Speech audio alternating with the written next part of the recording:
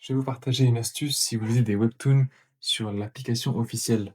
En fait, on m'a beaucoup posé la question en ce moment, parce que je fais une tier list où je partage mes webtoons préférés, plusieurs fois par semaine, mais à chaque fois, je lis les titres en anglais et c'est pas pour me la péter, parce que j'ai un accent, vraiment, éclaté au sol, qu'on se le dise, c'est parce qu'en fait, je préférais en anglais et qu'en fait, il y a beaucoup plus de choix, parce qu'il y a beaucoup plus de monde, de personnes dans le monde, qui parlent en anglais, c'est logique.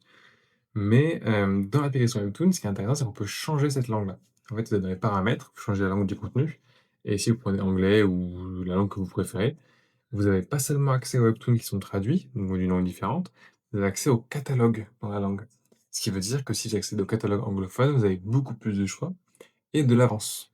Parce que du coup, le temps que les webtoons anglophones soit traduit en français, il y a un délai, mais vu que dans l'application, on paye pour les derniers chapitres, enfin on a accès à tous les chapitres sauf les 3 derniers, bah, ça veut dire que si vous êtes bloqué par rapport à un webtoon en français et que vous passez en anglais, peut-être que vous aurez 15 chapitres gratuits de plus à lire parce qu'il y a cet écart de quelques semaines entre la traduction qui se fait, quoi.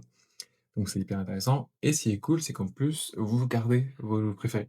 Dans le sens où vos abonnements, ils restent dans le catalogue choisi. Donc si vous avez des abonnements en français, vous passez en anglais, vous aurez un nouvel espace avec des nouveaux abonnements à faire, donc un nouveau webtoon à suivre et vous ne perdrez pas vos français si vous revenez en arrière. Ils seront encore là quand vous re-switcherez dans l'autre langue.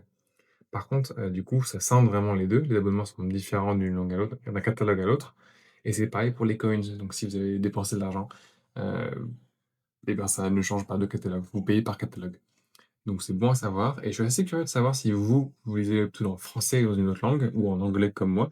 Dites-moi, ça m'intéresse et si la tier list vous intéresse, n'hésitez pas à aller jeter un coup d'œil à mes autres posts. Bonne lecture!